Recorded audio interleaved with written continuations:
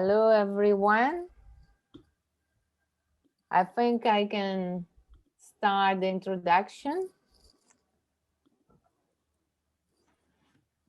I'll wait just a few seconds to let people get into the room. You're all connected from different places. And it's nice anyway to be here all together from different continents.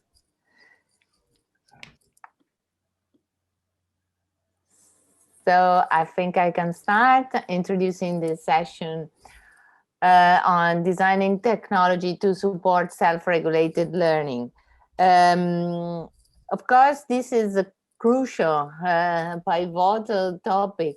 In my view, I've been actually researching on self-regulated learning in an international project, and actually yesterday you had a keynote from Ilona Buchem from Germany, and she was the coordinator of such a European project. So I'm very much eager to learn more from Jennifer Murphy and Chad Udell. Of course, self-regulated learning is a process by which learners organize and assess their own learning experiences and prove to be very successful. But we need to learn more about strategies related to this way of learning. And of course, there's science, there's research behind that. And we really thank Jennifer and Chad for being with us today. Jennifer Murphy, she's CEO at Quantum Improvement Consulting, and Chad Udell, managing partner, new product strategy and development at Float. So the floor is all yours. I'll alert you when we have 5 minutes left, and I really recommend the audience to start thinking about possible questions in the chat or through the Q&A session. Thank you so much, and thank you, Jennifer. The floor is yours. Thank you. Thank you so much for that, that kind introduction. So, hi everyone. Welcome to the Learning Ideas Conference 2021. Wish we could all be there in person, but I'm very glad to have you all with us this morning. So I'm here with my colleague, Chad Udell. We're going to be talking about designing technology for self-regulated learning.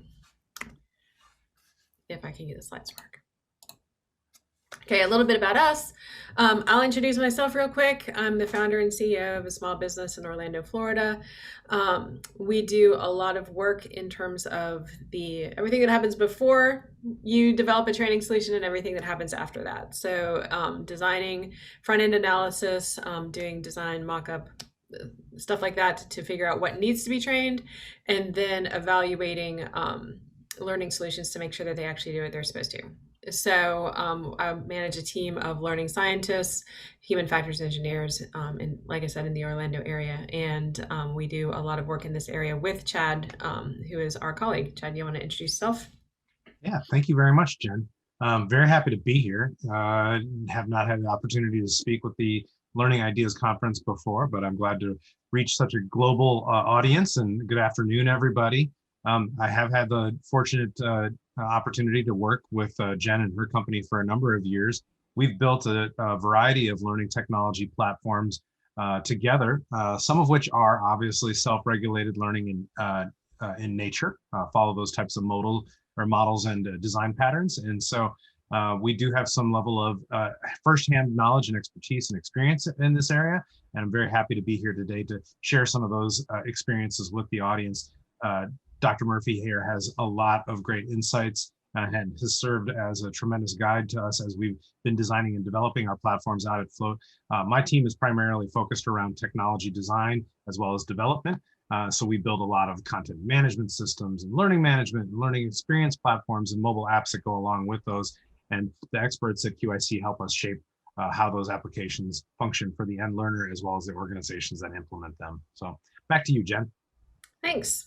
All right, so what are we talking about today? We're going to talk a little bit about self-regulated learning itself as a concept, how it differs from some related concepts and how it's similar. We're going to talk about the challenges that are associated with it based on some research. We're going to talk about how to support it and what you can use to facilitate this process, and why technology is a particularly useful tool when it comes to self-regulated learning and making sure it happens, and really what you should be looking for in terms of technology solutions and learning solutions that support a self-regulated learning process. And we're going to talk about it in the context of the work that we've done together to develop one of a couple of self-regulated learning platforms, but also more broadly in terms of a variety of technologies. So you have a good flavor for all sorts of different ways that you can support this process. So you might be asking yourself, why do I care about this today?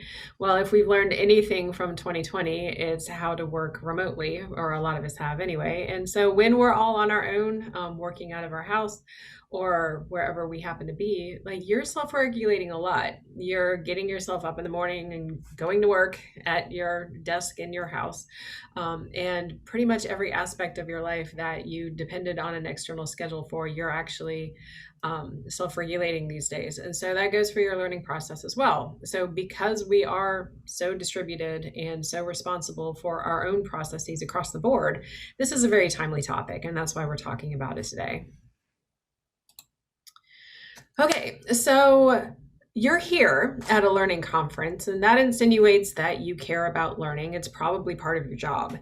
And for those of us who have devoted the better part of our careers to understanding and facilitating people learning new skills and new concepts, the idea of learning yourself is probably not foreign to you. And so if I asked you how you feel about learning, you would probably say that you're pretty passionate about it. You're like, I learn all the time. And a lot of my friends, and myself included, and Chad certainly, we take a lot of time out of our day to learn new things. But have you ever really thought about how you learn stuff? Probably not. Usually I know Chad this weekend had to learn how to fix a faucet. So he watched some YouTube videos and read some stuff and figured out how to do it. I don't know the extent to which he actually thought metacognitively about the process that he used to learn this. If I'm trying to cook something new, or if I'm trying to do something around my apartment, for example, like, I don't spend that much time thinking about learning. I just do it. But there is a lot that goes into the process of learning, as we all know. And that kind of gets to where self-regulated learning is different than just the normal process of learning that you might engage in. So what is self-regulated learning? So this is a way of talking about how you manage your own learning process. And it's a framework, so it's not really a theory, but it's a way of thinking and talking about it. And that's important because when we talk about self-regulated learning and other constructs that we talk about in experimental research, there's a difference between talking about a framework and something that, is reflected in your cognitive processes. So this is a way of talking about it, really is what it is. And it doesn't happen all the time. It can't really happen all the time. But if you manage your own learning process, then that's the process of self-regulated learning. It can happen in certain situations, like I said, and not always. There are some conditions that have to be met. So for example, you have to be an active participant in the learning process. Like, you have to, willfully learn the things that you end up learning. And you have to be in control of certain aspects of it. Specifically, the planning and the assessment, the evaluation, and identifying learning materials, all of these things, like, you have to be able to be in control of it. If you're in a course where everything is dictated to you, then it's much less likely that you're going to be able to be in control of it. You actually have to be motivated to learn.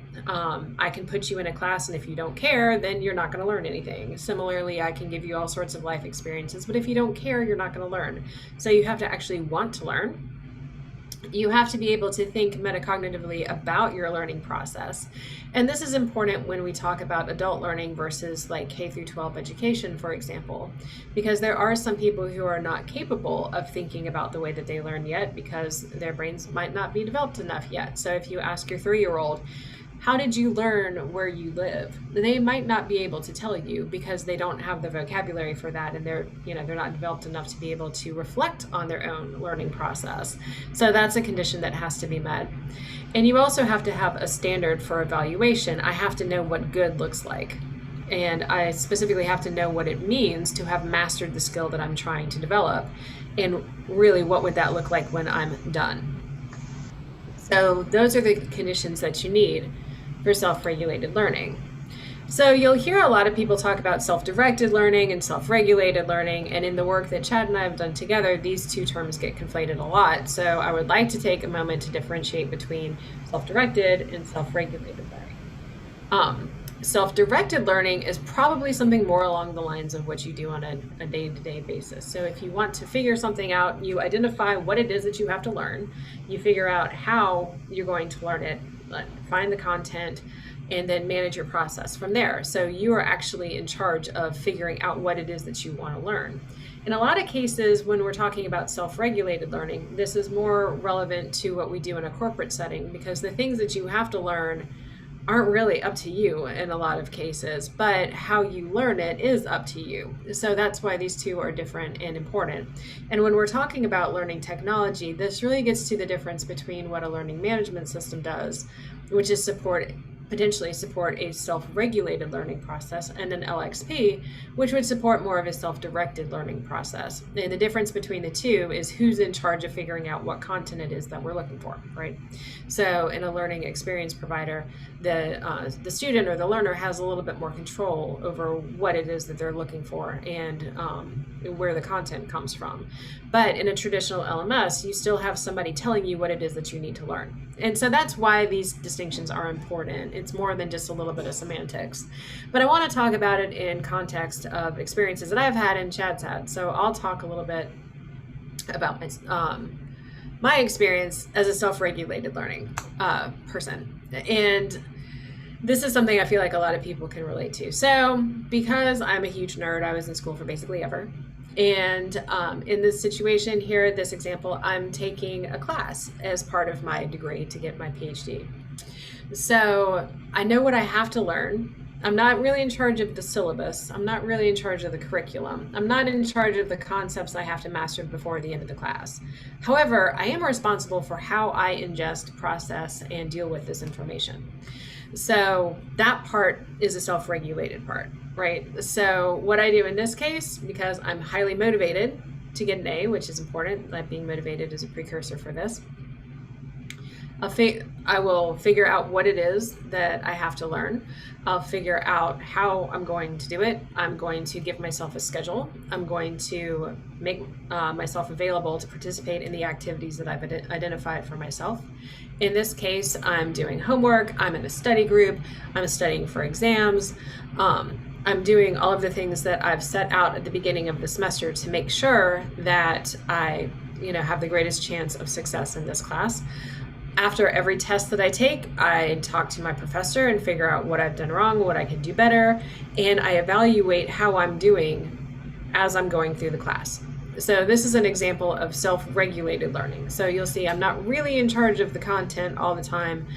I can obviously look for additional information. If I don't understand something, I can go online and research it. I can pull up a YouTube video or whatever. But in this case, I am in charge of my process, and that's really what's important here. So I'm going to get Chad to talk a little bit about his experience as more of a self-directed learner. Great. Yeah. So as opposed to Jen's situation, where she was really in a specific domain, the study of psychology, and decided that she wanted to progress along this degree path and work within the subject matter and curriculum that the organization or the university had put out forth for her, which is great, obviously, gives you a tremendous toolkit that you can pull from. In my case, from a hobbyist perspective, I'm interested in music creation, music curation, music production, so on and so forth.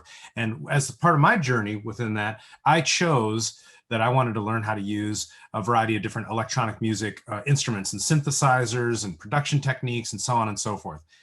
I could spend a tremendous amount of time in this environment just playing about, tinkering and so on and so forth. But I really wouldn't get a lot of satisfaction out of that. And because I'm also a huge nerd in my own right, I want to learn how to use it.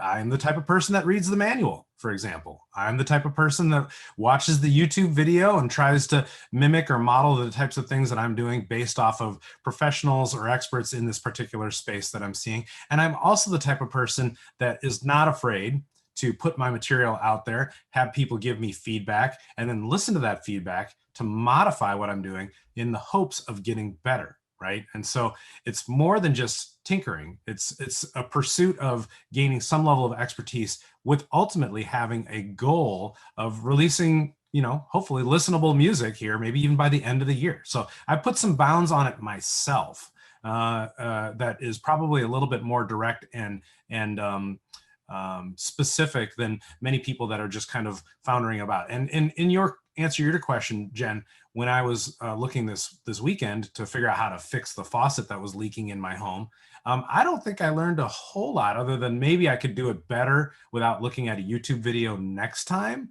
But I'm not really looking at making this a pursuit where I'm trying to get to become an expert. It took me virtually all day to replace this faucet.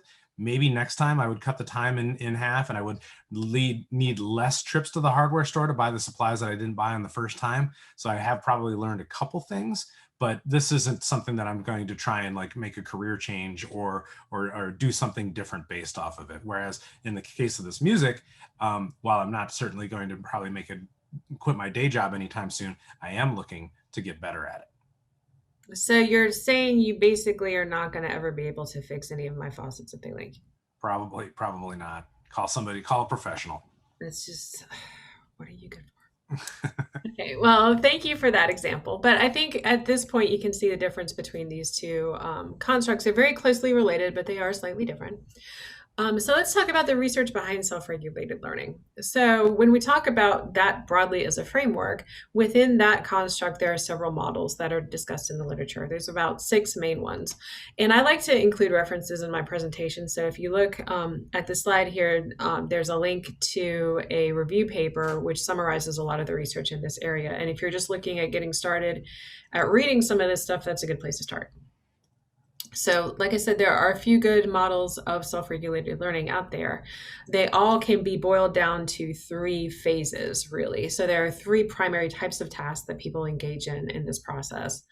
The first is preparation, so getting ready to do something. And if you have any sort of a good habit or organizational strategy or anything like that in your life, you realize the importance of careful planning. And so there's some time that you have to devote to planning out how this is going to go.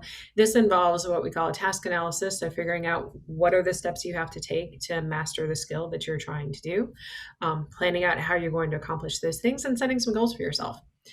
And then once that plan is established, we talk about the performance phase. And at this point, you're executing your plan, basically. So whatever it is in terms of finding resources for yourself, evaluating yourself, and executing all of the things that you establish for yourself in the planning phase, that's the performance phase. And then finally, there's an appraisal component as well. And this goes throughout the entire process, but also more importantly, at the end of the entire process, is figuring out when you get to done. Right. So this ties into the goal phase as well. So if you've got specific goals, once you've achieved those goals, then you know that you've accomplished the thing that you're trying to do. Otherwise, you could just keep spinning on something forever and ever. Right. But evaluating your performance as you go. But then there's also this metacognitive aspect where you're taking a step back and saying, OK, how am I doing at learning this? Am I achieving my goals in the way that I want to? And is there anything I need to tweak in my process as I go to make sure that I'm doing this as efficiently and effectively as possible? So those are basically the 3 phases of self-regulated learning that we can talk to. Now, the interesting thing about self-regulated learning is that while there have been a lot of people that discuss it from a hypothetical perspective, a lot of the research out there says that this is just not something that people tend to do very well on their own without a lot of support. And if you think yourself about like the past few things you've had to learn how to do, you probably haven't done this either, because most people don't. That's what the research suggests. And that's why leveraging technology for this process is actually a really good idea. And if you have any sort of routines in your life or any sort of objectives that you're trying to make across the board, then you might have noticed that there's probably an app on your phone that helps you do that. Like you might have a Todoist or like any other sort of to-do organizer like Wunderlist or something like that. You might have an Outlook calendar that you use to organize what happens during your day. So these organizational tools that you might be familiar with in your everyday life are the sorts of things that you might want to think about implementing for a self-regulated learning process as well. And so that's, the extent to which you apply that in your regular life could help you when we're talking about learning, your learning process also. So what would this look like? So in this case, we have examples of what a self-regulated learning process might look like at work. So let's just say that I'm a project manager and my boss says, all right, here's some new software that I need you to learn. And because you're managing other people, like you take this very seriously. If I don't understand it, there's no way I'm going to be able to get anybody else to. So let's figure out how to do that. So if I were in the preparation phase as somebody who's trying to learn how to use the software, what would I do? So first of all, I'd give myself a deadline. Say, okay, well, the rest of this crew has to be able to do it by the end of the month. So I have that much time to figure out how to do it so I can teach somebody else. And then getting all the information you need together. So, okay, maybe I need the manual, maybe I need to find Clippy in the software somewhere. I need to go on Reddit and figure out what other people have said breaks all the time. So there's probably, some information gathering that you might have to do. And then making sure you have time to do this. If you are managing other people, your day is probably already booked. So how do you find the time and schedule it so that you can do something like this? So once you have a game plan set, you would move into the performance phase. And this is where I'm actively learning how to use this software. So I might watch tutorial videos. They might have come with the software, or I might find them on YouTube or wherever. But doing this according to the schedule that I've set for myself. So if I say, okay, I've got an hour a day for the next 3 weeks to figure this out, then you do that according to this schedule. You would practice using the software, and that gets to, applying the skills that you're learning in real time. And then if you have questions or things aren't clear, figuring out the answers yourself. So finding where that information is that you need. Now, when you think you're done, or when you've executed your plan, you would deal with the appraisal aspect, which is making sure you know what you're talking about, like whatever that looks like. So you might have a sample project that you're like, okay, I'm going to learn how to do this project management software, and then I'm going to test it out on one of our projects and see if it works, right? See if I understand enough about this to be able to do the things that I need to do with it so I can manage other people doing it. And that's part of the appraisal phase. So giving yourself a test and passing it.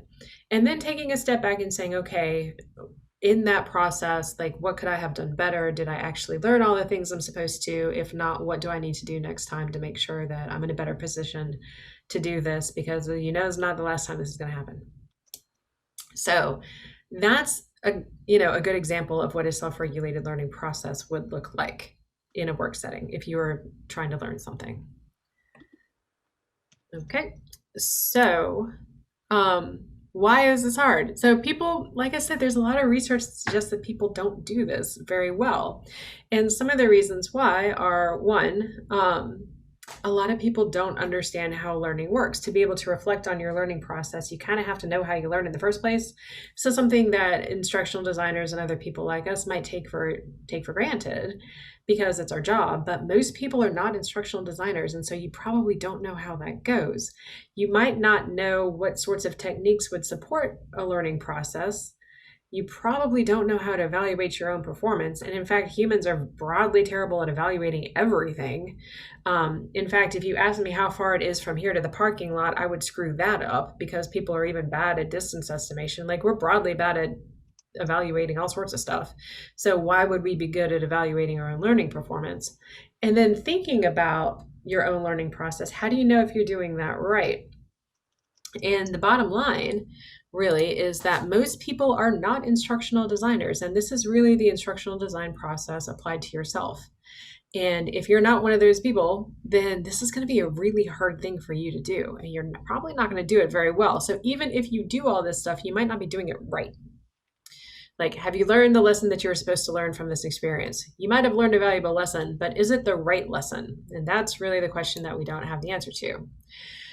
So I'm going to actually turn this over to Chad at this point, because he's going to talk about how technology can help with this process. Thanks, Jen. So as she mentioned earlier, many of us use personal assistants of a variety of types. Maybe they're apps like Todoist or another productivity tool. It may be an intelligent agent like Siri or Google or Alexa or any of the other people that talk to you from the little black boxes that we have littering our homes. But these are all tools that can help you with scheduling. They can certainly help you with reminders to make sure that you participate in the activities and keep you on task. But they don't do some of the things that are vital components that Jen also mentioned, right? So what do I want to get out of this? If I'm going to be learning this project management software, where do I want to be at the end of my learning journey? Do I need to be an expert? Do I just need to be a couple weeks ahead of the other team members that are basically participating and using the software with me? Some of those types of things are also tools that we need to consider in order to help people get along with that part of that journey. Other things like motivation are key, right? So, badging, gamification, and a variety of other motivational tools can be inserted into these tools and technologies in order to help keep learners on task and tracking along with their tools. But they also need evaluative frameworks and tools that help them with understanding the content that's inside of it, right? These can take the forms of very simple summative, quizzes and knowledge checks and things of that nature. But they can also say, at the end of this, I've earned all the badges. I've gotten the certification. I've exhibited some level of mastery, and so on and so forth. And maybe even more importantly, the software has at least once or twice pinged you and said, are you learning? What are you learning? Jen, what are you learning here? Are you learning things? Are you learning good stuff? Are you learning what you wanted to learn? And those are the types of things that we don't really think of when we operate in these circles ourselves, right? If we are left to our own devices, not technical devices, but like our own mental models and things of that nature, we won't reflect on what it is that we've done, and we'll just move on to the next thing. Have we actually gotten better? We don't really necessarily know. So let's take a look at some of these designs. Okay, Jen? As you move into a self-regulated model, I think that one of the things that we mentioned at the previous earlier part of the phase is that self-regulated versus self-directed. If you get to choose the topics and areas that you're going to be studying, right, that pushes us towards this more SRL type of model as opposed to the SDL, self-directed. So a learning management system, again, where the domain of knowledge that you're supposed to get, that's very tailored and focused around what your organization wants you to learn, it lends itself to a self-regulated model. Something that's more of like an all-you-can-eat buffet that contains a myriad of topics that you as the learner get to choose on is going to be much more around this SRL type of model. It's flexible, but it's still curated, right? I don't think that we're probably at the point right now where an organization wants their learners to learn about fixing faucets, for example, if they really want them to be learning about project management. So next, please.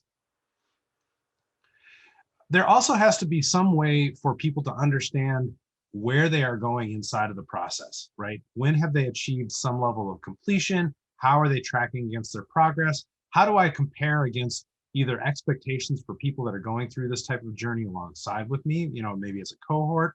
How do I match up against expectations as I gain knowledge inside of this domain? And if nothing else, how will I know when I've achieved some level of success? So milestones, learning paths, completion notifications, and progress checks are necessary in order to allow people to learn more about what they are doing inside of the process. Next, please. We mentioned motivations. We mentioned the rationale for why people might want to get into the system, but a vital part of that is also setting some form of goal. I need to continue these types of activities inside of the system in order to gain fluency or frequency and understanding of the content. We use this in our products that we've been building for government learning. This is a picture here from a product that Float has on the market called SparkLearn, but you'll also see this type of model used very frequently in language learning applications, like what's the big one that has the owl as the You mouthed the word. What's the name of that? Duolingo is what you mean. Duolingo. Yeah. So I used Duolingo, but I also used Drops. And I liked Drops better than Duolingo, mainly because I thought the UI was cuter and prettier and stuff. But these types of goals that you put inside of here, consume this many modules, learn this many words, learn how to do sentence structures in the languages you're learning. These are the vital parts that help people move along that path, right? Next, please. So as we move out of preparation, setting the stage for what it is that you're going to learn, into the performance stage of let's learn these things, let's create some space inside of our brain to store the knowledge that we're going to, you can provide a variety of tools that allow your learners in your audience to take advantage of, I guess, their own motivations and their own mental models on how they like to store knowledge, right? And so note-taking, annotations. If you read a Kindle book on your iPad, for example, and you find yourself to be a frequent highlighter, there are tools in there that obviously allow you to track against the bookmarks and highlights that you've had. You can create snippets, for example, in Audible books. Those are self-regulated learning tools that you are using, maybe unbeknownst to you, but hopefully you're creating those as signposts or waypoints inside of the content as you consume it in order to help you come back to it, right? And so what we want to do is we want to make sure that that is not a hidden feature, not tucked away, and that we make it as low friction for people to engage with as possible. So if you require additional, say, for example, moderation, or you tuck the ability for them to do annotations not in the content flow, but they have to go to a separate area of the application, this is probably not a good UX. You want to make sure that you're putting those types of tools right into the flow of their activities. And here we've got, again, some work that Float has done, but we also have some friends of ours that have an application out there called Pebble, which allows you to do annotations in ebooks, even inside of a web browser as well. Next, please. All right, the assessment and feedback mechanism. So do I like this content? Did it resonate with me? Is this important to me?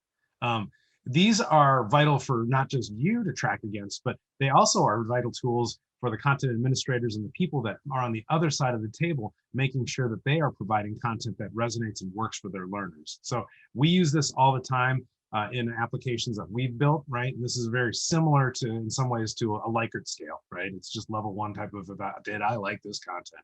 And while it doesn't necessarily have a value if you're not doing something with it, but if the system is using that information to then tailor the content back to the learner in order to provide more relevant information and more useful information, or providing signals and guides to the organization itself to create more content like this, this is a great design pattern. This is obviously in use at things like systems like Hulu and Netflix, because they are feeding you content recommendations all the time. If you liked this superhero movie, you're probably going to like that superhero movie. And those types of design patterns exist in virtually every single type of user content creation and consumption tool that we use today.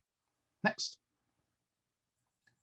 All right, so if we want to be able to be in the flow of an activity and learn from others in that activity, we should be able to discuss with them. We should be able to maybe even form communities of practice. We should be able to say, this worked, or that didn't work, or how are you doing this, or how I did this was this, like, so that you can share your trials and tribulations, you can share your success, maybe even get some feedback on the work that you're doing in order to get that type of improvement. So I belong to a number of music communities. I post my tracks up there like on the weekend in order to get some form of assessment. And then I learn how to do all kinds of things that I wouldn't have even thought of beforehand, like reusing a mixing technique or a mastering technique or EQ settings in order to make my bass pop a lot better, or whatever else it is that I'm trying to do in that particular instance, right? You need that type of loop. Otherwise, you're just kind of, like I said earlier, tinkering. Next, please. Motivation is key. If you can't stay in the flow and you don't seem to be, wanting to learn what it is that you want to consume, you will inevitably fall off the wagon. You will, pardon me, you will lose engagement. You will lose motivation to finish that program, and you may not ever actually become an actualized learner or expert in that particular domain. Now, we would hope in the case of SRL, because you've chosen the subject matter in the area that you want to learn in, that you already have some inherent motivation, but extrinsic motivation tools don't hurt. And badging and certificates certainly work for my kids. They love it. They like to get trophies when they finish well in a race. They like to get a plaque on the wall that they can hang at the end of a football season or whatever else it is. And learners are in many ways not any bit different. There's some depictions here. We've got an application that is available on the Apple App Store and Google Play, the middle one with the green title bar. It's a application called Sense. That's SEN $E. Very cute name. That is intended to help service members and their families make better financial decisions. So it's financial readiness training. Not the most exciting content. So therefore, motivational tools are really, really key in order to help keep people engaged with it. And then over on the right-hand side, just a shout out to one of my favorite little social network applications called Untapped, which I have motivations to engage with because I like to drink beer, but you get badges for drinking. It combines two of the favorite things, beer and badges, for completing certain types of challenges, as if they're difficult or something like that. But it is a fun way to maintain engagement. And we see this obviously in marketing tools. David Kelly in his session earlier today, he mentioned specifically how marketing uses gaming and gamification in order to increase engagement as a way to gain product knowledge, keep consumers involved, et cetera, et cetera. But it's also a valuable tool to keep learners involved too. Next, please. Performance continues on with the ability to keep people on track via notifications. So the system, if they notice that you're flagging or not engaging, can send you notifications back out saying, hey, it's been a little while. You should probably get back into this.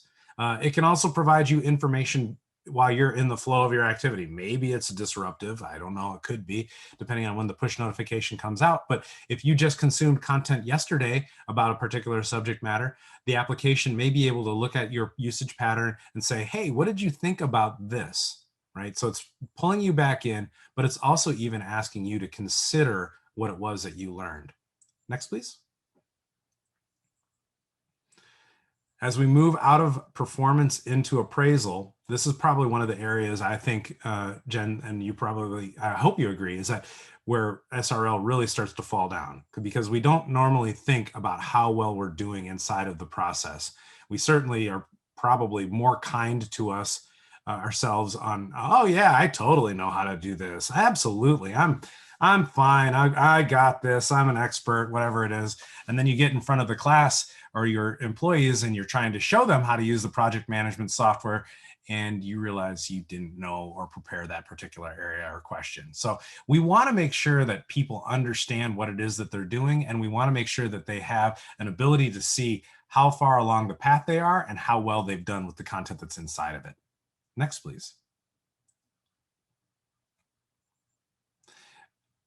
Maybe a deeper subject, and probably worth a presentation all unto itself, is thinking about how you learn and considering, did I learn something and what was the value of this, is an area that is not really addressed in many softwares at all. Pictured here is actually a product that my company Float built in 2012 called Tapestry, which was intended to be a learning social network where I could share knowledge that I had learned. I could get some level of validation on whether the information that I learned was important or valuable. But more importantly, you could create these goals, and then upon learning or completing that particular goal, you were invited to reflect on why this was important to you, how it changed you, what it modified about your behavior, and how effective you were at learning it. Did it meet your goals? Did it meet your expectations?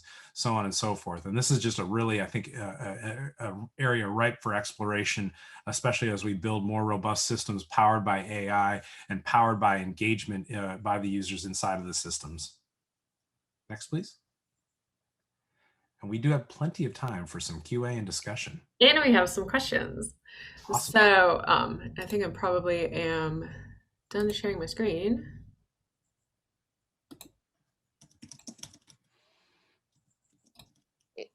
Figure out how to stop it. There we go. Okay, Q&A time. So we have a question from Maddie, who says that I fully agree with you that feedback is essential. However, sometimes too much of a good thing is not what we want. have you experienced some kind of feedback fatigue from learners? And if so, how do you handle it? So it's actually a really good question. And it goes for not just feedback, but for everything in with regard to learning technology and technology broadly. So here's a really good example of how it applies to everything. So think about your smartphone. And the first time you download an app, what is it going to do is an app's going to send you a notification, right? And then if you don't engage with that after a while, it's going to send you another notification. And then after a while, it's going to send you another notification. And sometimes it sends you 15 notifications a day. And then what do is you turn off the notifications because you're like, enough. App developers have gotten smarter about this, and now they usually let you opt in to certain notifications and opt out of them. So are there certain kinds that you want to see? So yes, you certainly would see feedback fatigue in any case. What the right answer is you should be doing some pilot testing with your users to determine the extent to which feedback is actually necessary. A better answer is you should be doing some research the first couple of times you do the course to personalize the extent to which feedback is required, because different people will need different kinds of feedback. So that's a better answer. But realistically, a lot of people don't have the bandwidth to do that. So what I would do in this case is look at what other things other people have done that is similar in the past, and try and find some good examples if you can't. But then always, as you roll things out, make sure that you do get feedback from your learners on them and adjust as necessary or required. And that's really kind of the best you can do. I think there's, especially in L&D, people ask for like hard and fast rules on, 5 of this and 7 of this and 2 weeks of this. And there's really not a hard and fast rule on that. You kind of have to try and see. I think a thing to tack onto that, Jen, as well, is like there's feedback that the learner is gaining while they're in the flow of that activity, right? Like there's their feedback, the loop that they get in order to help them along their learning journey. And then there's the feedback that the organization itself also gets. And I think that one of the things that we want to do is we want to make sure that if we are providing that type of feedback expectation or loop that the learner is going to be providing back to the organization, then we as the organization, it behooves us to honor that and to actually make adjustments to that content, or otherwise you're going to lose engagement. You're going to end up unempowering, or I don't know, your learners will lose agency in the process and they will disengage because of that as well. So we want to make sure that if there is that expectation of that loop, that you honor it on both sides. Sure. And this, I think, oh, go ahead. Sorry. No, sorry. I didn't want to interrupt you. Please. No, I was going to go off on a tangent. So. I have lots. First of all, thank you for your inspiring presentation. As I said, I have been working on self-regulated learning within this European project. And so I'd like to know from both of you, taking into consideration that from what I understand, you both work in a corporate environment. So what do you think could be the role of higher education and university in supporting the kind of self-regulated learning that you promote and take into consideration, and which way we could find an interaction, a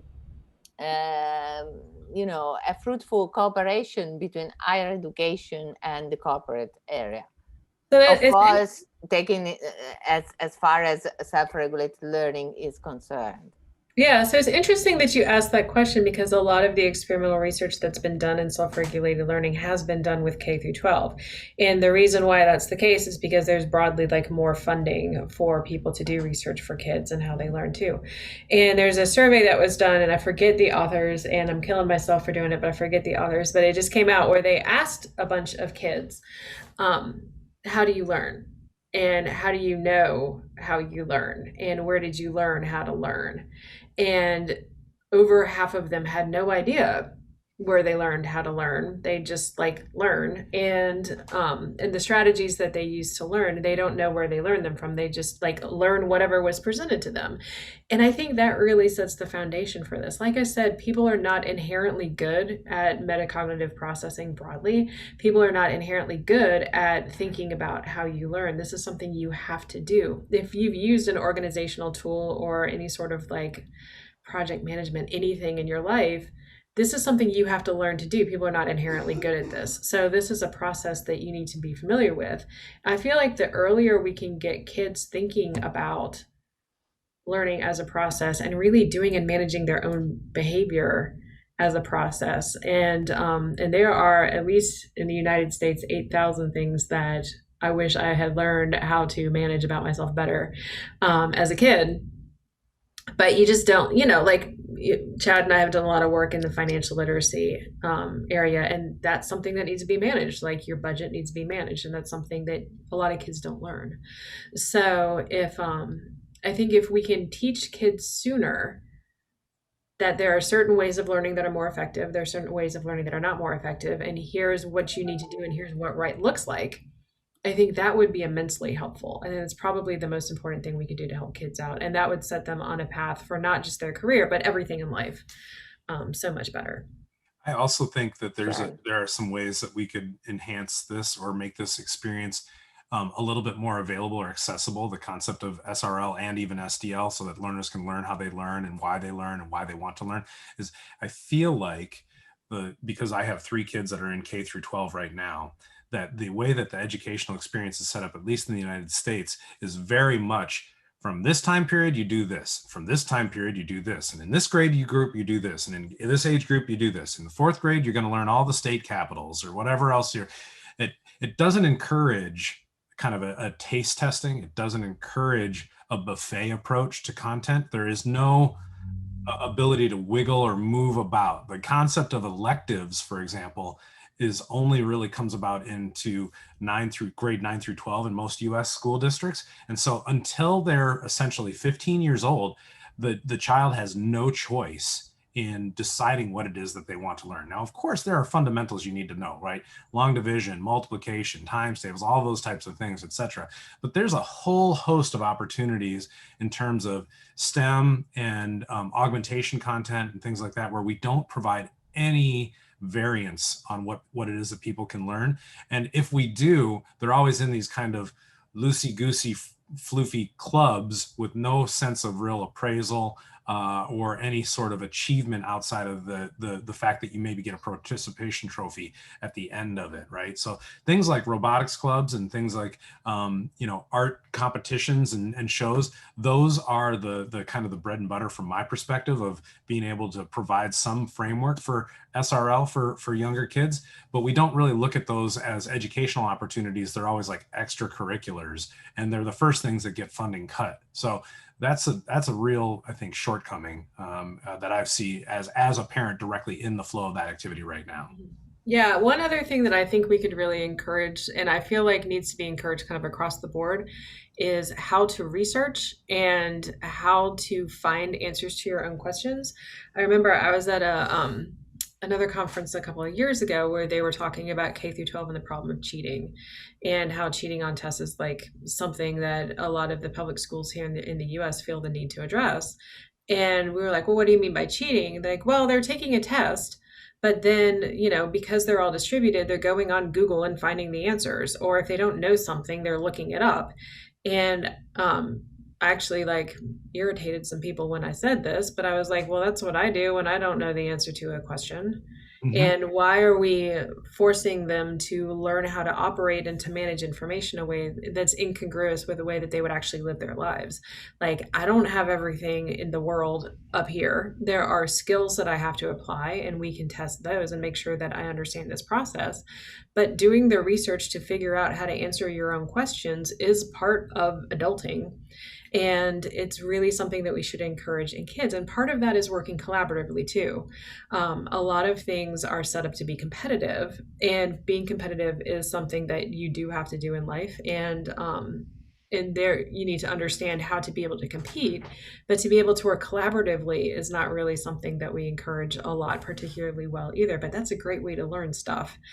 And I feel like those opportunities are things that we need to learn how to encourage, but how to work on a team, how to work together, how to learn from other people, how to fact check, how to make sure that the information that you're getting is good, and really how to be a good consumer of information is something that I feel like would help kids out a lot. So there's a question in the chat. I think actually that Jen already answered the question, but maybe we could reflect a little bit more on this concept.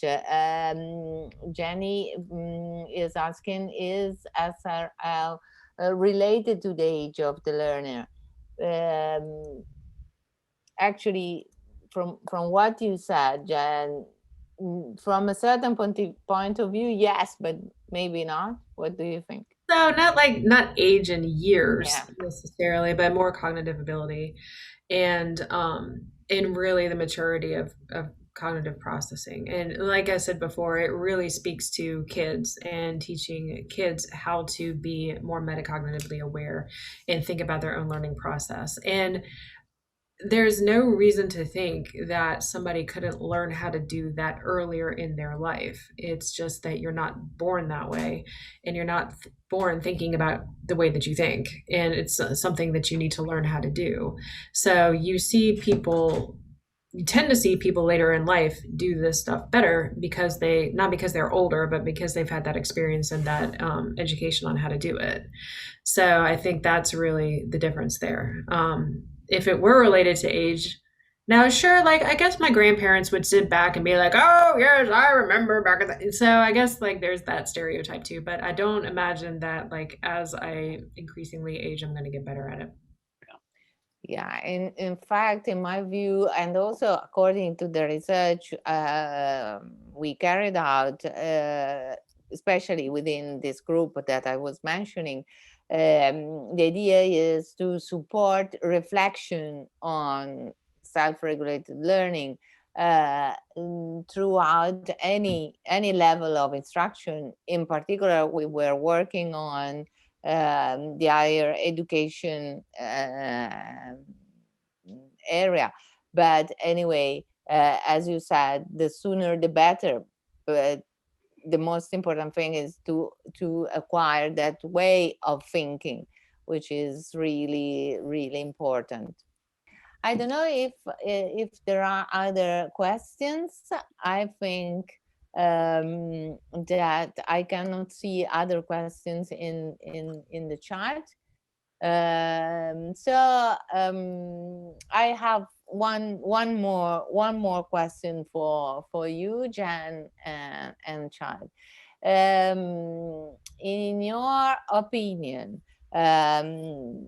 you told us about the need for research, the need to, of course, acquire data information related to the impact of self-regulated learning. So did you develop specific tools, or are you planning to develop specific tools, or which kind of tools do you think could be more effective to get this kind of information and measures that could support, of course, the impact of self-regulated learning? I'm going to actually let Chad take this one. Sure. So we have been working at Float in conjunction with QIC for the last couple of years on a project for the United States Department of Defense. And that application is available at adlnet.gov. Okay. It's called PEARLS, PERLS, and it is a self-regulated learning system with adaptive content delivery and a recommendation engine in there, where the user does set out on a journey. They create their own learning path. They indicate the topics that they are interested in, and then they are doled out the content on a schedule based off of their engagement pattern, how often they go into the application, how they consume that content, meaning do they read it frequently? Are they going deep into the subject matter? And then how do they perform on the assessments? So we make sure that the content that is delivered to them is done on a schedule that fits along with their consumption patterns, making sure that they're getting the most appropriate content as they need it, right? So it's a blend of ahead of time learning as well as potentially could be used for performance support or just in time learning. But the basic concept is we don't want to drill and kill them with too much unnecessary information. So if they test out of the content, they can move ahead forward through it, hopefully increasing their motivation to continue through that content, but they can also see how they're charting against that goal and that pattern. So there are research opportunities that are available. Again, this is at adlnet.gov. And if you just look for the project's pearls there, you'll be able to find it. There's a number of white papers that are published. There's videos on the product. There's presentation media that's available, all free of charge. You can just take a look at that. And if you're interested in engaging with that product or project, you should contact the folks at ADL. I'm sure they'd be very interested in hearing your inquiries and interest into their research. The backbone of all of that, though, is based off of this concept that they have called the total learner architecture, which charts the learner's progress from basically, a very droll or terrible cliche is from cradle to grave, basically from the beginning of their engagement with the system or the measurement and metrics analytics platform that they are until they retire, essentially, until they choose no longer to engage with the system. And this takes the form of a lot of different learning avenues and paths, but it's all buttoned up together with the Experience API or XAPI, which is a universal form of engagements analytics that can be inserted not just in the learning activities, but also into real world activities. So if I learned how to, say, for example, produce this particular music, and I did it through going through this series of lessons, that training instance could be instrumented with XAPI, but then also my performance tool itself could be instrumented with that XAPI. Did I do this the way that the training said that I should? And you see this used very frequently now in advanced simulators, but they can also instrument the actual product that you buy or use on the marketplace as well. So from the concept of SRL, like you could have theoretically, if a product stack existed, which doesn't really quite exist yet, that took you from the very beginning of preparation all the way through the appraisal in not just the learning environment, but also the real world environment, you would have essentially kind of that perfect match, if you will. Yeah, absolutely. And please, let's keep in touch because we are very much interested in this kind of research, and we really would like to have a possible cooperation on these kind of subjects, on the assessment of the impact of SRL in particular. So thank you so much, Jen. Thank you so much, Chad. It was really great to have you on this session.